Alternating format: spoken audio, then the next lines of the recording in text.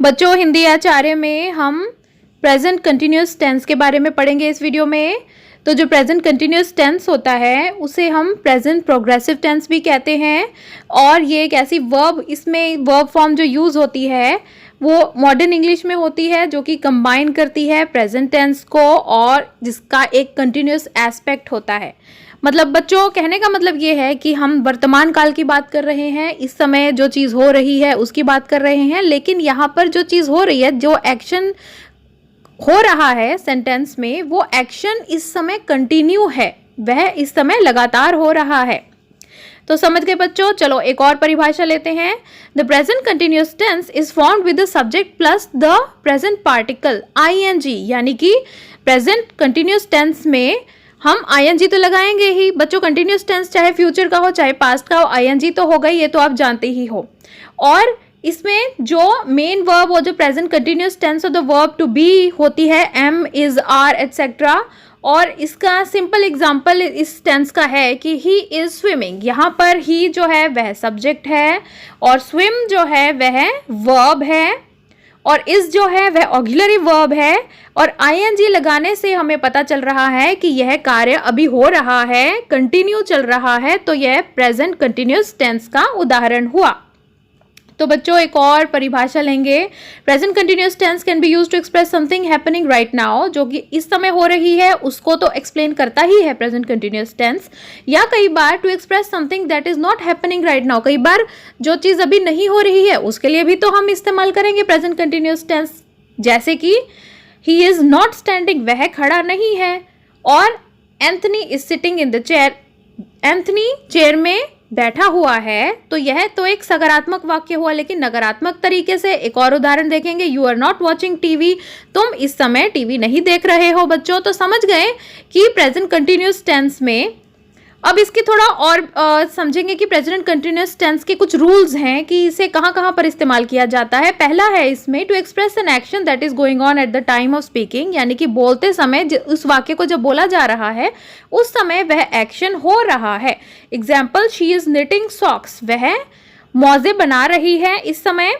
और you are deceiving your friend, तुम अपने दोस्त को धोखा दे रहे हो। तो हम प्रेजेंट टेंस की बात कर रहे हैं और उसका एक कंटिन्यूस एस्पेक्ट है।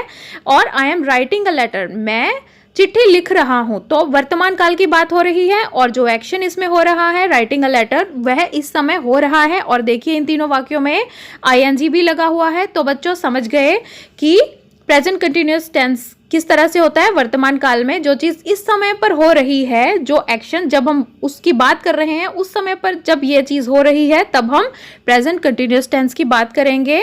इसके साथ ही एक और रूल है प्रेजेंट कंटिन्यूस टेंस का कि जब as a substitute for the immediate future, कई बार हम इमीडिएट फ्यूचर की जगह भी एक सब्सटीट्यूट की तरह से इस्तेमाल करते हैं। कैसे?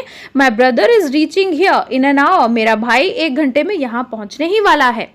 दूसरा देखिए, she is living this place tomorrow, वह कल इसे इस जगह को छोड़ने वाली है। You are proceeding to America next month, तुम अगले महीने अमेरिका जा रहे हो। तो बच्चों ये है तो प्रेजेंट टेंस की ही बात हो रही है। वह व्यक्ति इस समय अमेरिका पहुंचा नहीं है, हम फ्यूचर की बात कर रहे हैं। लेकिन अगर हम कई बार हम इमीडिएट फ्यूचर के सब्सटीट्यूट की तरह, जरूरी नहीं है कि प्रेजेंट कंटिन्यूस टेंस को ही इस्तेमाल करना फ्यूचर की इवेंट को के बारे में बताने में, हम फ्यूचर टेंस भी इस्तेमाल कर सकते हैं। लेकिन कई बार, सिर्फ कई बार प्रेजेंट कंटिन्यूस टेंस भी इस्तेमाल किया जा सकता है, तो वह भी गलत नहीं माना जाएगा। लेकिन कोशिश कीजिए कि हम फ्यूचर टेंस ही इस्तेमाल करें जब हम फ्यूचर टेंस की बात कर रहे हैं बच्चों।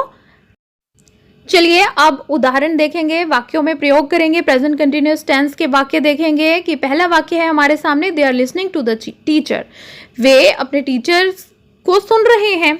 तो यह वाक्य जो है यह असर्टिव वाक्य हुआ, क्योंकि इसमें केवल साधारण वाक्य है, ये इसमें केवल इंफॉर्मेशन पास ऑन की जा रही है। और दूसरा वाक्य है हमारा कि they are not listening to the teacher, वे टीचर को नहीं सुन रहे हैं। नकारात्मक तरीके से हमने उस वाक्य को बताया। अब देखिए, are they listening to the teacher, interrogative sentence है, प्रश्नवाचक सेंटेंस है। क्या वे अपने टीचर को सुन रहे हैं? और नकारात्मक तरीके से भी प्रश्न किया जा सकता है कि are they not listening to the teacher, क्या वे टीचर को नहीं सुन रहे हैं?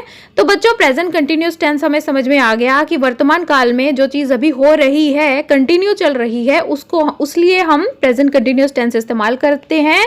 और सभी टेंसेस की तरह प्रेजेंट कंटिन्यूस टेंस को भी 4 तरीके से इस्तेमाल किया जाता है। या तो एक साधारण वाक्य की तरह, they are listening to the teacher में जैसे हमने पढ़ा, जिसमें कुछ भी प्रश्न नहीं पूछा जा रहा, कुछ भी नकारात्मक नहीं बताया जा रहा। दूसरे वाला वाक्य जो है उसमें कुछ नकारात्मक बताया जा रहा है कि भाई ये चीज़ नहीं हो रही है। और तीसरे वाला वाक्य जो है उसमें प्रश्न पूछा जा रहा है, क्या ये चीज़ हो रही है, क्या बच्चे टीचर को सुन रहे हैं। और चौथे वाला जो वाक्य है उसमें हम नेगेटिव इंटेरोगेटिव है कि भाई प्रश्न भी पूछा जा रहा है और वह नकारात्मक तरह का प्रश्न है कि क्या वे टीचर को नहीं सुन रहे। तो बच्चों हर एक टेंस में हम 4 तरह के वाक्य बनाते हैं उस टेंस के।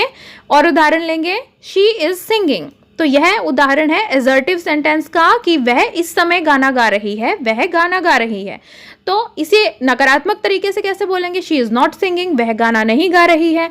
और इसी का प्रश्न किस तरह से पूछा जाएगा, इज शी सिंगिंग, क्या वह गाना गा रही है। और इज शी नॉट सिंगिंग, क्या वह नहीं गा रही है। अब देखिए नेगेटिव इंटेरोगेटिव हो गया। तो बच्चों अब हमें समझ में आ गया है प्रेजेंट कंटिन्यूअस टेंस को बहुत अच्छे से हमने उदाहरणों सहित समझ लिया है। और अगर आपको मेरा ये वीडियो पसंद आया तो मेरे चैनल को सब्सक्राइब ज़रूर कीजिएगा। हिंदी आचार्य।